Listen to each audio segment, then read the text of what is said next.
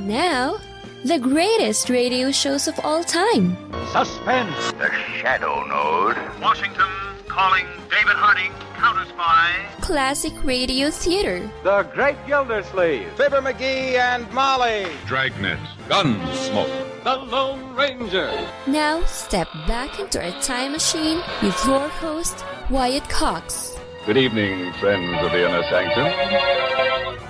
An episode of radio's outstanding theater of thrills, Suspense. Mr. and Mrs. Frank Lovejoy. Frank Lovejoy and Joan-banks. They star in this episode from September 1st, 1957. This episode is entitled The Man from Tomorrow. Suspense. And the producer of radio's outstanding theater of thrills, the master of mystery and adventure, William N. Robeson. Those who know about such things tell us that an engine delivers little more than 50% of the energy potential of its fuel. The rest is dissipated in waste. Waste motion, waste energy, gases, ash. The same can be said of man. Has been said, in fact. Getting and spending, we lay waste our powers. If an average man were trained to use his faculties to the utmost, he could be a superman. If a superior man were so trained, what could he not accomplish? The answer is implied in the upcoming story. Listen. Listen, then, as Mr. and Mrs. Frank Lovejoy star in Man from Tomorrow, the last radio play written by the late Irving Reese. And now, Man from Tomorrow, starring Mr. and Mrs. Frank Lovejoy. A tale well calculated to keep you in suspense.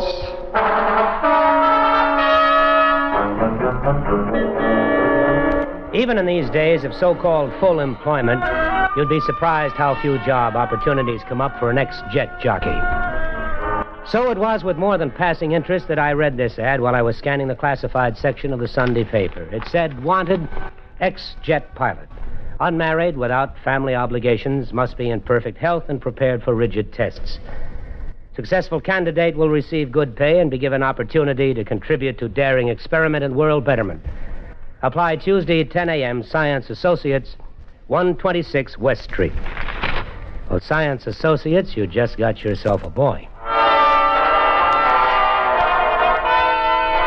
It turned out there were quite a few boys with the same idea. By 10 o'clock Tuesday morning, nearly 50 of us were crowded in a windowless, air-conditioned room in the windowless, ultra-modern building of Science Associates. Oh, hi. Hi, Major. Well, hi, Randy. It's been a long time. Yeah. Some of the faces were familiar, guys that had been in the Air Force with me in Korea and afterward.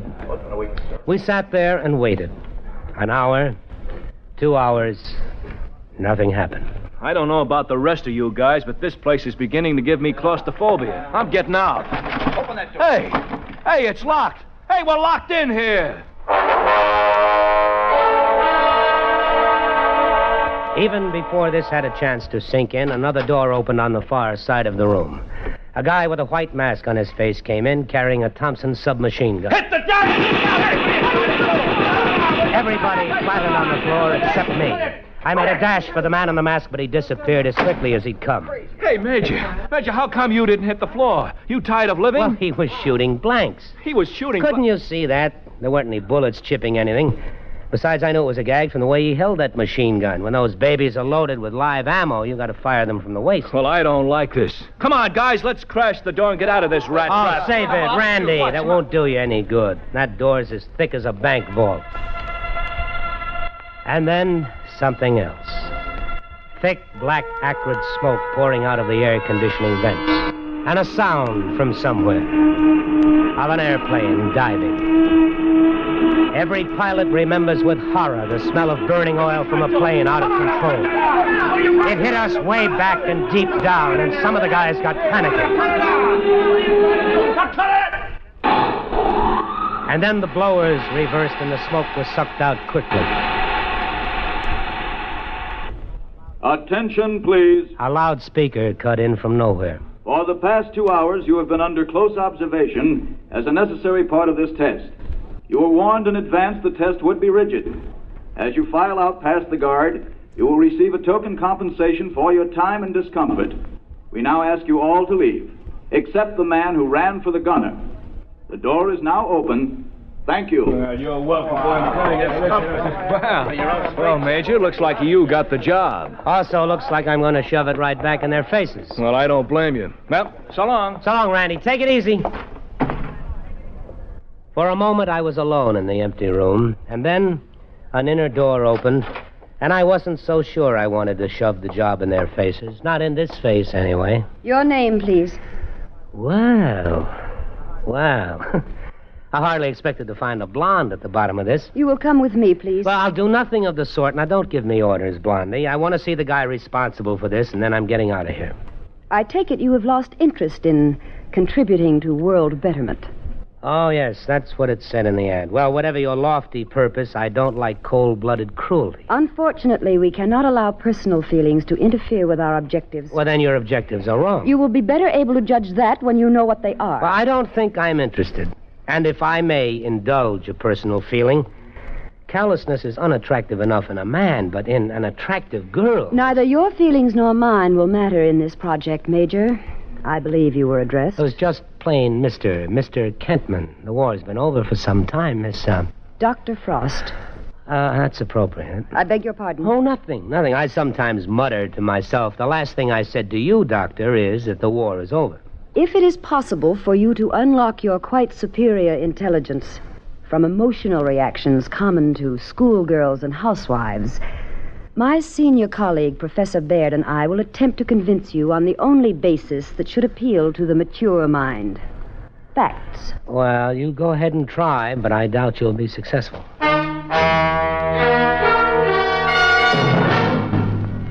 The second act of Suspense continues in 1 minute. September 9th, 1957, Suspense on Classic Radio Theater with Wyatt Cox.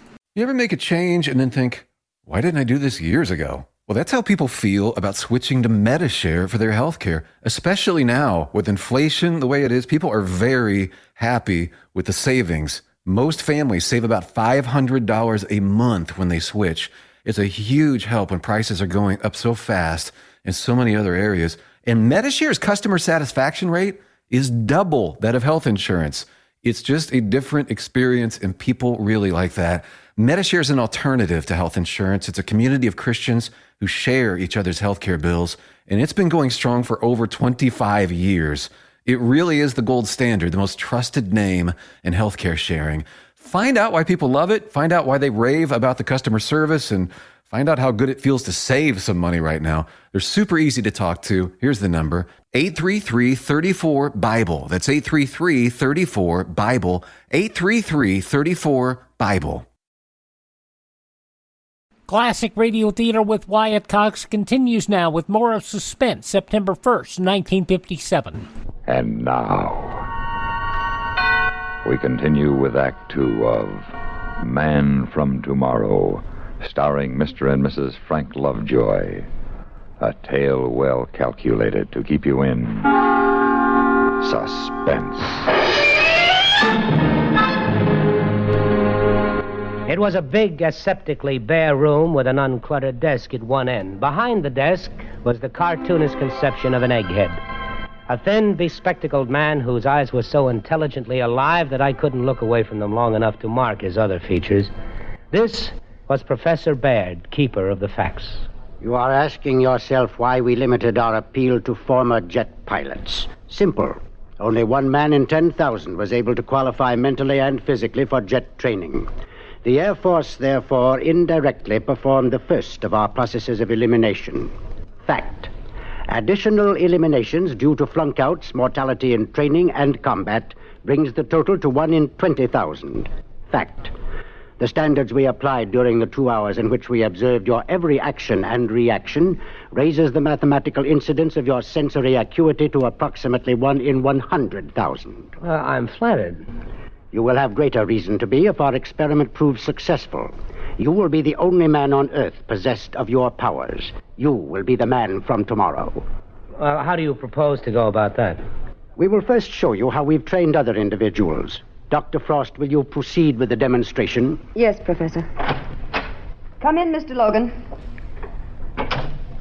Mr. Logan, have you ever been in this part of the laboratories before? No. Would you describe it, please? It's a rectangular room, 40 by 20. The ceiling is 18.5 feet high. There's a desk 12 feet from me, slightly to my right. There are 2 people seated at it. One has just risen. That will be all. Thank you, Mr. Logan. Well, Mr. Kentman. Well, it would be very impressive if any schoolboy with normal vision couldn't do as well. Agreed. But Mr. Logan is totally blind. Looking back now, I can hardly believe my own impressions. The blind man was followed by a deaf mute, then a paraplegic who'd lost all sense of touch and smell. Their demonstrations were incredible. Not one of these persons possessed physical senses above the average, Mr. Kentman. The deprivation of one sense or another, in the case of the blind or deaf man, stimulated nature's desire to compensate for the loss. But what are you trying to prove? That man has powers even now that are beyond his comprehension. We wish to explore those powers. Suppose one nearly perfect man with superior sensory perception to begin with could develop the extension of his 5 senses to the maximum degree we've just observed. What do you think would happen? I don't know. Neither do we. But it is our conviction that this man would also acquire a new sense, a 6th sense, that would endow him with a power never dreamed of before. Don't you think it's a dimension worth exploring? Maybe. But how could anybody accomplish it? Training. By producing the circumstances that surround the blind man, the deaf man, the handicapped. You would have to agree to cut yourself off from the outside world for 3 years. You would spend 6 months living in a pitch-dark laboratory. You would sleep, eat, function in a world of darkness. Various sound devices will be used to train and measure your hearing responses. After that, 6 months would be devoted to simulating the world of the deaf-mute, and so on. You will be paid $20,000 at the end of the 3 years. All the necessities of living will be provided during that time. Then a test will be made, and if our predictions are realized, you will be signed for an additional 5 years at $20,000 per year. Dr. Frost will be in charge of the training program. Do you wish to undertake it? Well, it's a pretty serious move. I'd like to think about it. You have all the facts, Mr. Kentman. We would like a decision now. You think feeling might enter into my considerations, Doctor? Is that what you're afraid of? Afraid?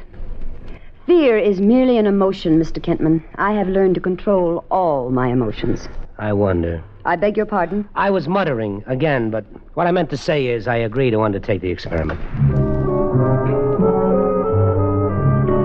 I was led into a pitch-dark room, blacker than the blackest night. It was to be my home for 6 months. It had a bed, bathroom, closets. All I had to do was to find them. I won't waste time telling you what that was like. Just close your eyes tight and try to find your way around a room that's familiar to you, and you'll get the idea. I was still stumbling around 3 days later when I reported for my training with Dr. Frost in the adjoining laboratory, which was even blacker, if possible. Oh, dear. Are you hurt? You wouldn't care if I broke a leg. There's a chair nearby. I know. I just fell over it. We can begin as soon as you're settled. Lucky it's so dark, I don't have to apologize for wearing my pajamas. Don't you like dressing? I love it when I can find my pants. Today's exercise will be recognition of pure tones. Here is an example. That is 1,000 cycles, or 1,000 vibrations per second, stripped of all harmonics. Now, what would you say that was? Oh, 1,100. It is 1,500 cycles. Now, please tell me when you begin to hear the next tone, and what the frequency is.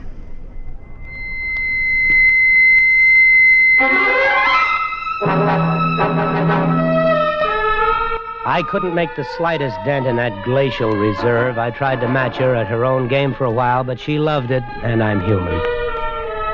Anyway, at the end of the 6 months, I could ramble through the whole place and never stub a toe. It was amazing how you learned to sense things in the dark and what your ears could do.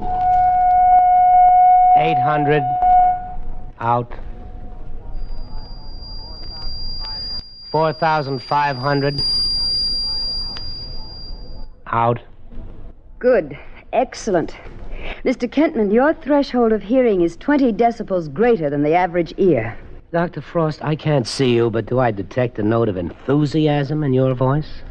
Satisfaction, perhaps, Mr. Kentman. The experiment so far... Dr. Frost, have you ever let yourself go?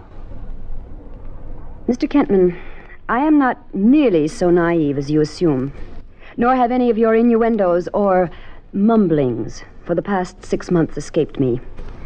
I told you in the beginning that neither your personal feelings nor mine would have any bearing on this project. You haven't answered my question. I am fully aware of the nature of biological stresses. In a scientific way, of course. What distinguishes man from the animal is his understanding of these stresses, but mostly his control.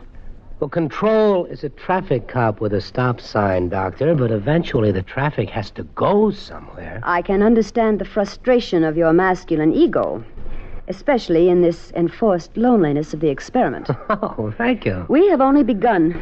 We have 2 years or more to go. The first phase is highly successful. As a scientist, I am very pleased. Strange, Doc. My hearing is so good, but I have yet to hear your heartbeat.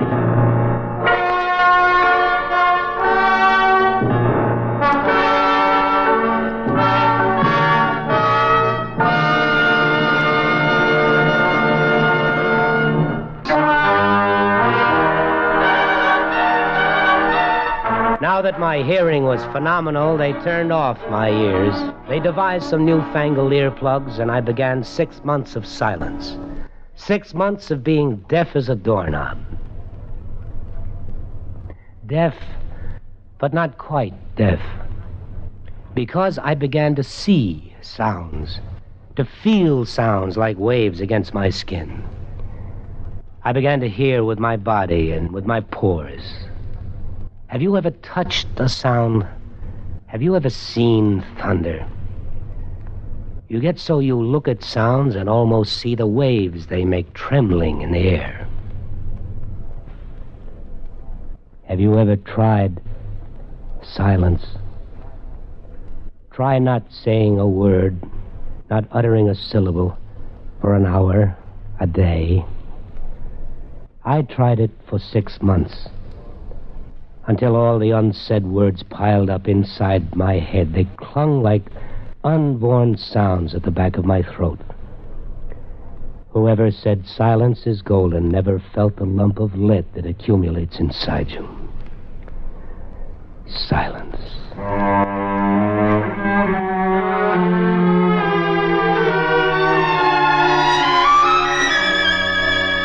And then the 6 months ended. The day came when she removed the fancy earplugs, and the little canyon I'd been living in widened into a continent. Can you hear me now? Can you hear me? Nod to me or raise your finger when you can hear the sound of my voice. I heard you coming down the hall a minute ago. Were the plugs defective? Oh, no. Incidentally, I take that it's all right for me to talk now? Yes, of course. Have I been a good boy? Have I done everything that you've wanted? So much so, Mr. Kentman, that we're giving you a few days' rest before we begin your training for taste and touch. Well, can I do anything I want? Anything, within reason. Well, then, I'd like to have a drink. And strangely enough, I'd like to have you join me. Perhaps that can be arranged.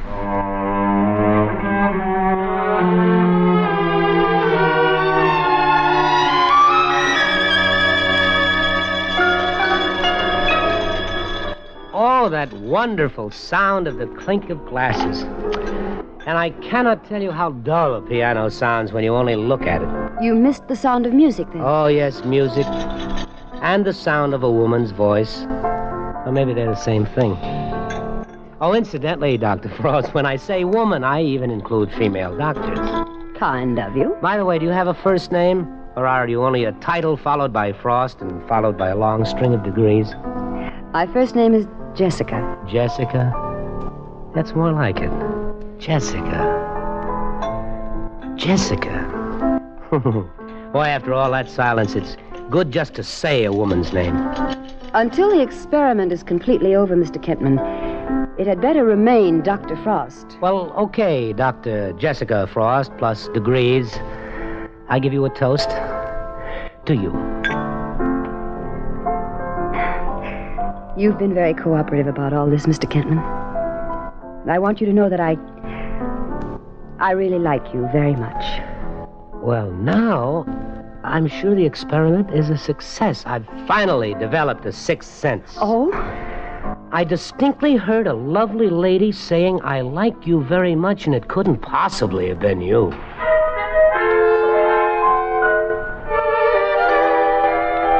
I rather enjoyed the touch tests. It was one area I'd never realized held such hidden possibilities. After a few months, my fingertips knew the difference between crystal and diamonds. I could tell if you had a suntan merely by touching your cheek. As for the taste tests, food suddenly became a symphony concert. Sourness had many degrees, and sweetness had a range as wide as the spectrum of a rainbow. And the conclusion of Suspense, The Man from Tomorrow, September 1st, 1957, when Classic Radio Theater with Wyatt Cox continues in a moment. Veterinary telemedicine is booming.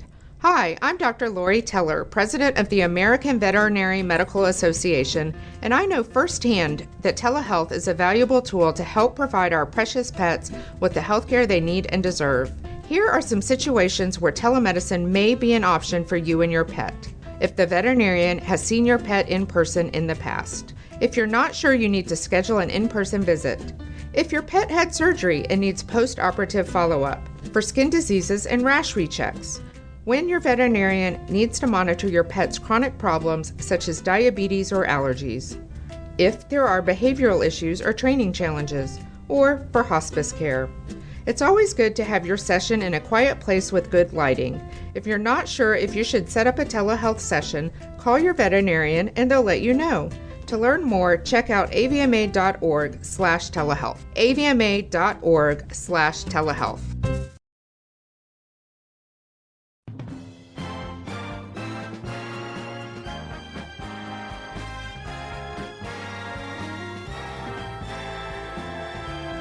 Now on Classic Radio Theater with Wyatt Cox, the conclusion of Suspense, The Man from Tomorrow, September 1st, 1957. And then all of my highly developed senses brought on a new perception, something over and beyond and added to the rest.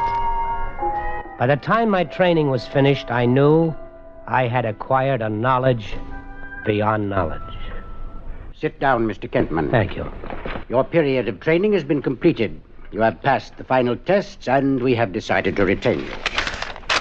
Now, will you sign the contract, please, Mr. Kentman? It's the arrangement as agreed. $20,000 a year for the next 5 years. Mr. Kentman, is anything wrong? Oh, no, there's nothing wrong. Mr. Kentman, what are you doing? Well, obviously, I'm not signing it. But why? Because I'm afraid. What is there to be afraid of? Myself. And what I know now, and what I'm going to know in the future, what you and Dr. Frost may ask me to do. Afraid to make contributions to scientific progress? Oh, I respect science. Progress, I'm for that too, but I can see beyond the microscopes and the telescopes and all your theories and experiments. And I don't see one important thing. I don't see happiness, only fear and falling buildings. That's what I see coming out of my super sense. And you'd waste this great talent of yours. Throw it away, turn your back on progress? No, I didn't say that. I'll look for a new kind of progress.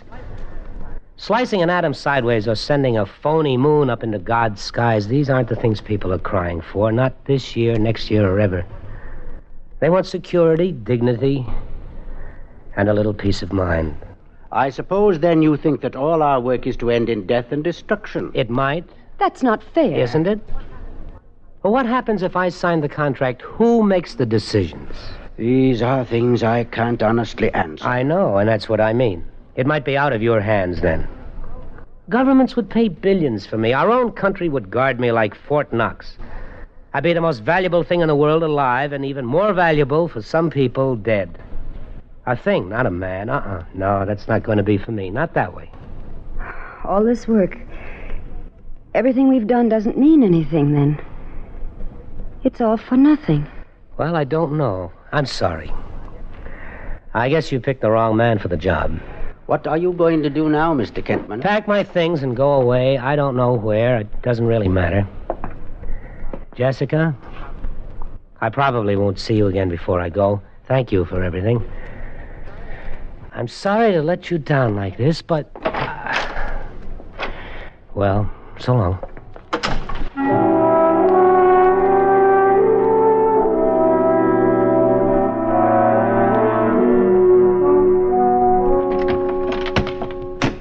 Well, that is that. Oh, I was just going to... Try and talk me out of it? No. Yes, I was. But not anymore. I'm glad you changed your mind. Will you tell me something? What? What are you going to do? I don't know yet. It's kind of funny. I'm going out of here almost the way I came in. One suitcase, one hat, one coat. The only difference, I've got all the knowledge of the world up here, and I don't know what I'll do with it. I haven't been able to think. Not clearly. I know one thing, though. There are a lot of things I can try. What? Ever hear of cancer, heart disease, common cold, a dozen other things man doesn't know anything about? Yes. Might not be bad for a start. No, that's not bad for a start. Do you think you might need someone to help you? Yes, I might. I've talked to Professor Baird. I think perhaps he understands. Does he? Yes. It's a little uncomfortable for a woman. I'm not supposed to say anything until you do. And you already know what I'm thinking, don't you? Well, let's be old-fashioned. I love you. Will you come with me? Yes. I love you, too. I know. Come on, let's go.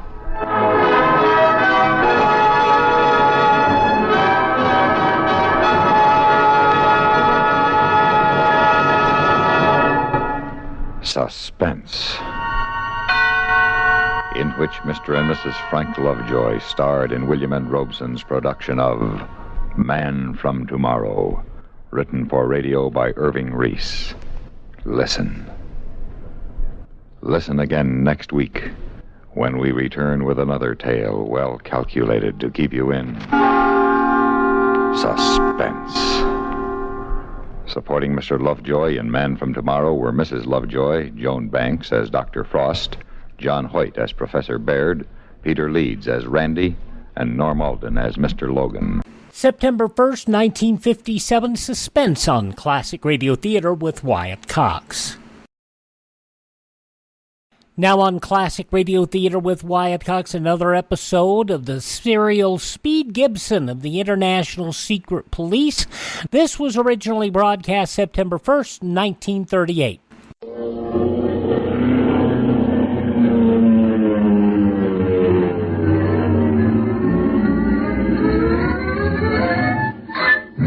Speed Gibson of the International Secret Police.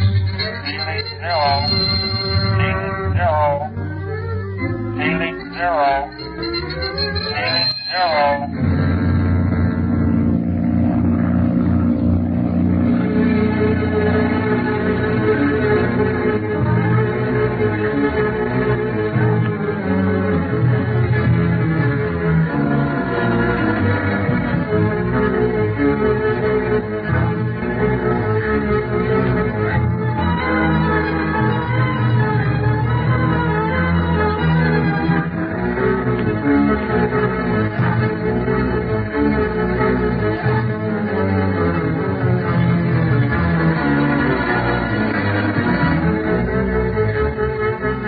Marcia Winfield, rescued from a hut at Lake Tangrenor by Speed and Clint, has recovered from the effects of the vapors of sleep. She tells the boys all she can remember concerning her kidnapping and imprisonment at the lake, while Splinters, the renegade aviator, tells of the octopus slave traffic and of his base of operations at the foot of the Himalayas. Now, Speed, Clint, and Barney have the positive proof they needed to arrest the octopus. But they must first make sure that he cannot send for his fleet of fighting planes stationed at Black Pass. We find them fast approaching Nagchuka with Marcia, her brother Larry, who is still unconscious, and Chief Tipo. Well, nobody's tried to stop us yet and take Miss Marcia and her brother away from us, Clint. Yeah, we've moved too fast for the octopus this time, Speed. When he discovered that we had Marcia with us yet, he lost his head completely. Why, almost gave himself away in his anxiety to see her and perhaps silence her forever. Even the very mention of that criminal frightens me. Don't blame you a bit, Marcia, but you needn't worry. He can't touch her now, not with us around. Is the second car still following us, Mr. Barlow? Yes, Chief Tipo. The Tibetans that see us pass stop and stare. I imagine they haven't seen two automobiles at a time go along this road. Especially now with such important people in them. Ain't every day a Tibetan can take a squint at the secret police. I wonder what Splinters is thinking, riding back there with those other two octopus gangsters. I bet he wishes he was in our car. Would they harm him for telling you what he knows? They'd like to, I guess, Miss Marcia, but they can't hurt him. Not with Chief Tipo's men in the car with him. What are you so quiet about, Clint? You've been thinking about something ever since we left Mr. Searing's house. And I'm thinking about those planes at Black Pass, Barney. The octopus knows we may learn a lot from Marcia and Splinters now, so I imagine he's already ordered them to stand ready for a takeoff. And then they'll attack anybody who bothers the octopus, huh? Absolutely. And it won't be any halfway measures either. With the modern fighting equipment he has, the octopus could gain control of Tibet by striking now. And if he did this, he would be a serious threat to the peace of the world. Does he actually dare think that he might someday rule the entire world, Mr. Barlow? Yes, I believe so, Chief Tipo. The octopus has a brilliant brain. It's a little too brilliant. From what he has done in the past, I think he's crossed the borderline between sanity and insanity. You mean he's cracked? I'm sure of it. That'd explain a lot of things. I don't think anybody, no matter how much of a criminal he was, would even try to do the things the octopus has, unless he was kind of off his base. There is Nagchuka just ahead, Miss Winfield.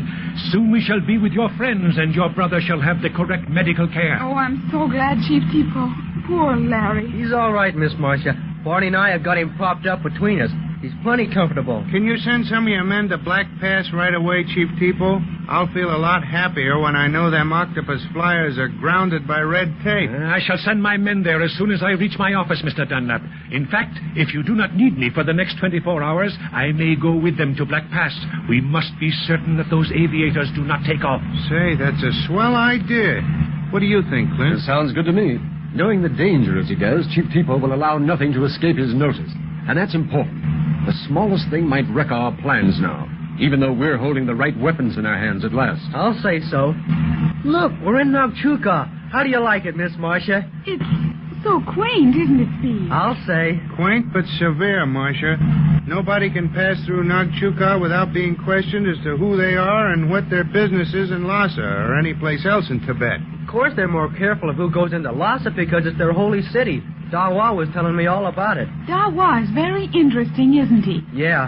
I wish he could have come with us to Nagchuka. I wanted him to meet Jean. We had too much business to finish to bother with meetings. You said it. All I'm interested in meeting now is the octopus. Well, say, isn't that the hotel where Dr. Kingsley and the others are staying, Chief Tipo? Yes, Mr. Barlow. I shall leave you all there and then continue to my office. I must take care of our prisoners and make arrangement for the journey to Black Pass, as well as make a report to my superiors concerning what we have learned. Will you get us that warrant for the arrest of the octopus at the same time? I certainly will. Good. We'll hold it until we hear from you that all is safe at Black Pass. And then we'll go after our enemy at the pass of the Iron Dagger. Life is just one pass after another in Tibet.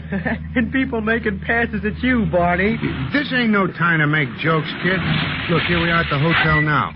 Instead of joking, help us with Larry Winfield. Sure I will. Are you going to your office now, Chief Tipo? Yes, I shall come back here as soon as possible for last-minute orders, Mr. Barlow. Good.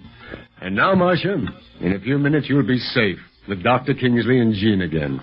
After all this time, safe at last.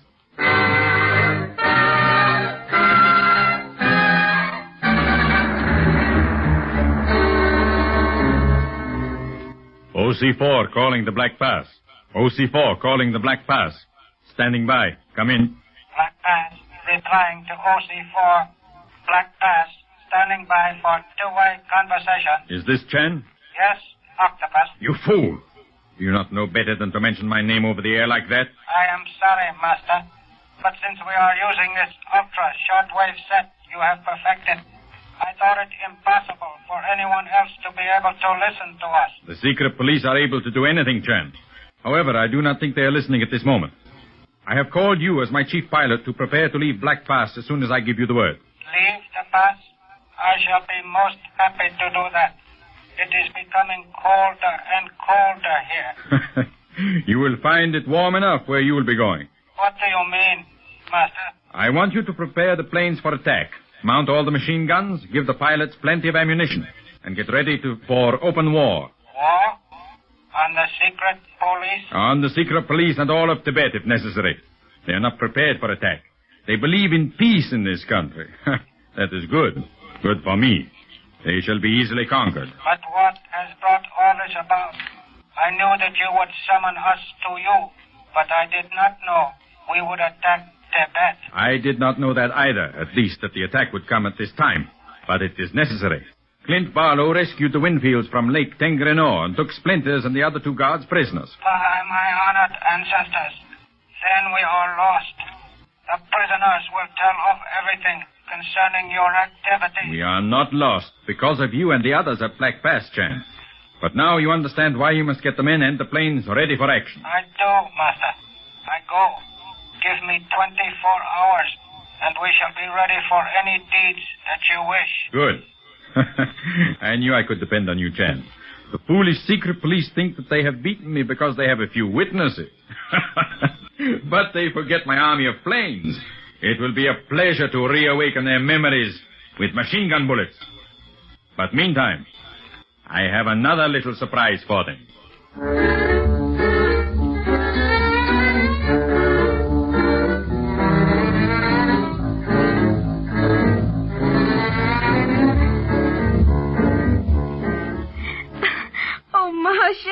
Marcia, I'm so glad to see you again. I'm so glad. There, Jean, honey. Don't cry. Oh, I can't understand girls. They cry when they're unhappy, and then they cry when they ought to be happy, too. That's just it, Speed. I'm so happy, I'm crying. Beats me. And when you get as old as me, Speed, you'll know even less about women than you do now. I wonder what Dr. Kingsley is learning about Larry's condition. Now, don't you worry, Marcia. Larry's going to be all right. Between the doc and Clint, they'll find out what's wrong with him in no time. Yeah, they've been in the other room with him a long time. Ought to be coming out pretty soon. It was so thrilling to see Marcia's brother. I've heard so much about him. He always seemed sort of like Prince Charming to me. As thin and sick-looking as he is, Jean? Do you really think he looks like Prince Charming? Yes, I do, Barney. If you were a prince and were held captive by an ogre, you'd be thin too, wouldn't you? Well, you've got something there, Jean. Guess I would at that. What do you mean, ogre? Why, the octopus, of course. There you go again, still talking in riddles. Why don't you call things by their right names? I try to, Speed. So it's a miracle that he came through his experience alive, Clint. Well, I can readily understand that, Dr. Kingsley. Oh, Doctor, how is Larry? Well, he's suffering mostly from malnutrition. They almost starved him to death, Marcia. Rest, care, and plenty of good, nourishing food will fix him up in no time. Oh, thank heaven. Then he's not unconscious from the vapors of sleep, huh? Yes, they affect him so strongly, Speed, because he's so weak. It's fortunate for Marcia that Splinters had a chivalrous streak in his nature. She was fed a little better. If I'd known that Larry wasn't getting enough... Oh, you would have given him your food, eh? Then Speed and Clint would never have brought you back alive from Tengrenor, Marcia. No, and as long as it all came out in the wash, we ought to be glad. Too bad Bob Gilmore isn't here to be on the welcoming committee, too.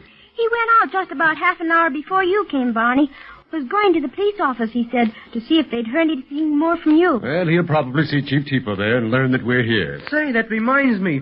Chief ought to be getting here pretty soon, shouldn't he? Now, wait a minute. Hold on, Speed. Don't be so impatient. The Chief has a lot to accomplish in a short time, you know. I'm so anxious to learn the details of all that's happened since we last saw you, Speed. But I think I better look after Marcia now. Her strength is about gone. Yeah, she's been swell, Dr. Kingsley. She was real weak and scared when she came to, but she told us all she knew about the octopus. Well, the reaction must be setting in now. I'll depend on you, Doctor, to take care of Marcia and Larry. You need have no fear in that respect, Clint. Come, Marcia. I'll take you to your room. And, Jean, you come along.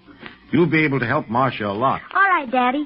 You won't go while I'm helping Marcia, will you, Speed? No, Jean. We'll wait. Goodbye for now, then. And thank you from the bottom of my heart. Don't thank us, Marcia. Rescuing people like you isn't work. It's a pleasure. Goodbye. We'll see you later, then. Well, that's that, Clint. It's a big relief to have Miss Marcia and Larry safe, isn't it? Yes, Speed. Now we have nothing to think about but the capture of the octopus. And we'll go after him as soon as Chief Tipo gives us the word that all's quiet at Black Pass? Yes. Meanwhile, we better go back to Mr. Searing's home. We can keep a careful watch on the pass of the Iron Dagger from there. Yeah. Before we go, maybe Larry Winfield will come too enough to talk. Or maybe Splinters can tell us some more. Mr. Battle! Suffering wang-doodles. Who's trying to break down the door? I'll see who it is. Chief Tipo! Mr. Barlow! Splinter and the two other guards. What about Splinters? A band of men rushed us just as we were about to go into my office, and Splinters and the others were shot. Shot? You mean... He means that Splinters will never talk again.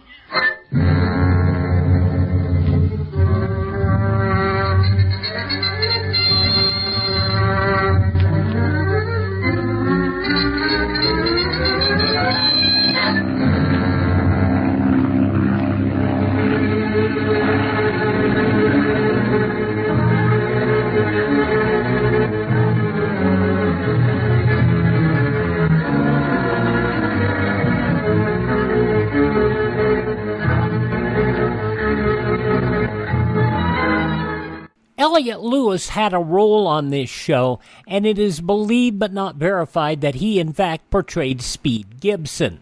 John Gibson playing Barney Dunlap. Clint Barlow portrayed by Howard McNair, with Hanley Stafford also playing a role in the series, and Gail Gordon as the octopus. So there you go. Speed Gibson of the International Secret Police. This is another one of those shows that I need to get more episodes of. September 1st, 1938 here on Classic Radio Theater with Wyatt Cox. Thanks for tuning in. Thank this station. Support their advertisers. It's their kindness and courtesy that allows us to be with you each and every time you roll around here on your favorite station. If you miss a day, you do not have to miss a single show. All of our shows are available on demand at my webpage, classicradio.stream. That's classicradio.stream. There you can stream our shows. You can learn more about classic radio collecting. There's a listing of podcast sites that you can get our show from, either to stream on your phone or to download the shows if you'd like to keep them. You can also contact me there. You can find our social media links, and you can buy me a coffee if you'd like to help us acquire great new shows like Speed Gibson of the International Secret Police, where we can get more episodes of this great show. That webpage again, classicradio.stream. Thanks for tuning in, and tell all your friends the great radio shows are right here at this spot on the dial. Classic Radio Theater with Wyatt Cox on your favorite radio station.